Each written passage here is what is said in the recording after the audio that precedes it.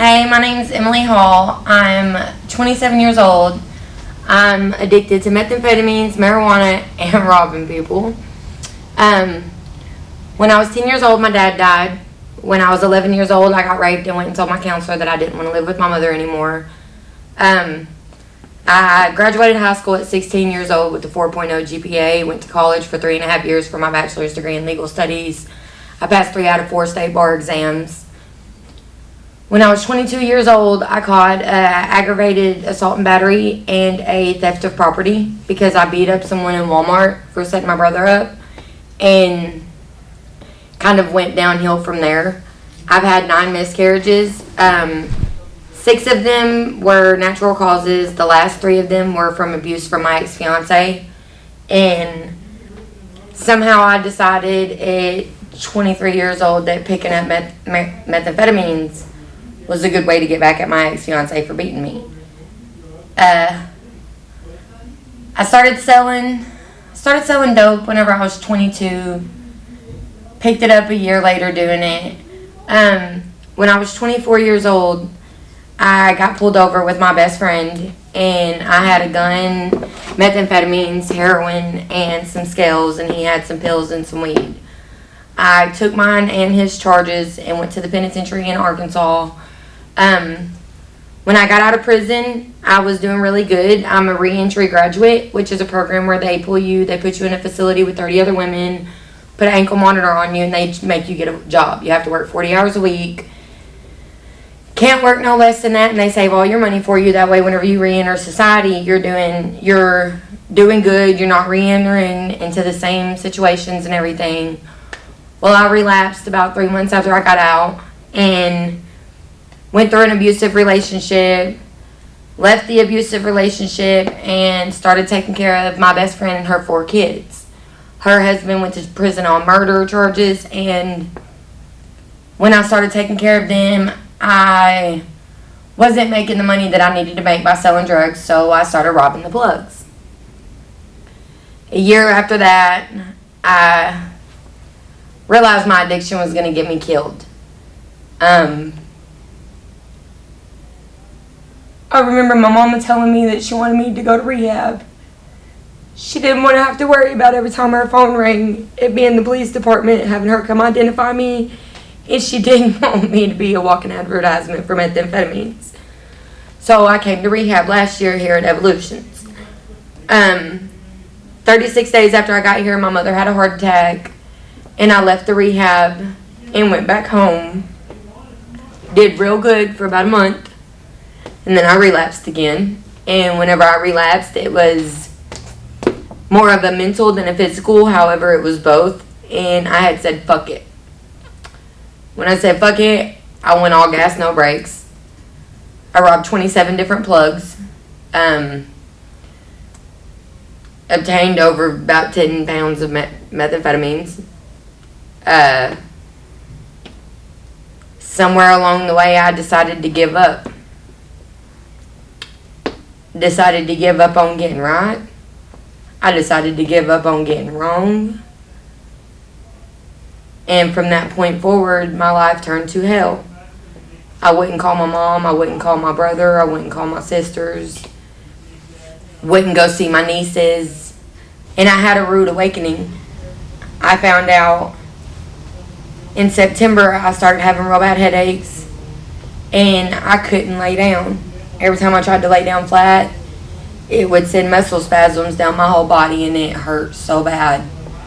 A month later, I started having seizures, and I found out that I have 7 tumors on the back of my head. I've been in the process since then of being tested for cancer. I have glioblastoma. It's a very rare, rapid forming malformation of tumors on your head that are pressurized. Side effects are personality changes, seizures, cognition problems. Some days I'm all here, some days I'm not. Some days I wake up and it's like I'm a completely different person. I don't know myself. Nobody knows me. And then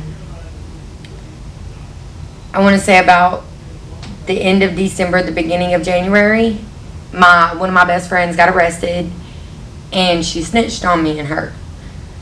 I had been robbing mailboxes, allegedly, and they issued out a warrant for me in March for 15 breaking or enterings.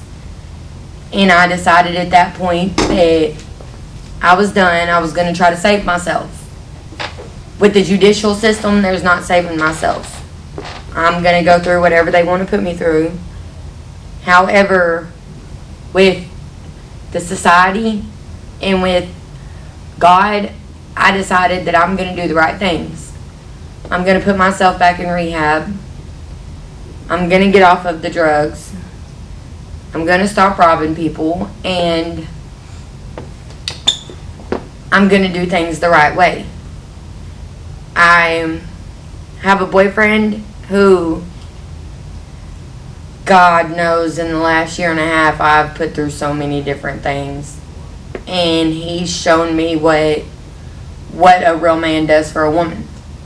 He's been there for me every time I've ever called him. Doesn't matter what I did to him before. Doesn't matter how hard I wigged on him, how I made him feel whenever I left. When I pick up that phone and I call him, he comes and gets me. And I decided that he deserves somebody that knows his worth. And I could put myself back in rehab. I'm here. I've been here for almost 2 weeks now. And, I consistently tell myself that this is worth it. I'm worth it. I'm worth more than the drugs. I'm worth more than the addiction. Somewhere along the way, somebody told me that God gives his hardest battles to his strongest warriors. And that's the truth. I was focusing a lot on all my failures in my life. And that's all I could see. I could never see where I won at. I could never see where I upgraded in life or anything like that. Kevin Gates said that you level up every time that you complete something and you overcome it. I couldn't see that. All I could see was my failures. And then I read a quote. I actually read it on the bus on my way down here this time. It said, not to sound like a metaphysical queen, but I don't have failures in life, just tremendous lessons. Every situation you put yourself in as an addict, you can't understand them. Sometimes we spend more time trying to find the answers to those situations and the solutions to those problems that we forget to see what the problem was. Sometimes you don't have to make sense of it. Sometimes we just go through the situations that we go through. That way when somebody else is going through that situation, we can be there to help them. Try to keep them from robbing the next plug. Or from their mama having to worry about identifying their child. You don't get to pick and choose your life. You don't get to pick and choose your situations, but you get to pick and choose the outcomes. And that's what we have to fucking do. We have to pick and choose those outcomes. Because if we don't, we're not going to be an outcome. We're never going to get to come out of those situations. And that's what it's all about. It's all about overcoming the situations that we put ourselves in. But you have to overcome them in the best ways possible. You have to remember that proper preparation prevents poor performance. And that's about the motto of it. I'm going to graduate the rehab. I'm going to go back to school. And I'm going to have some kids before I go back to prison.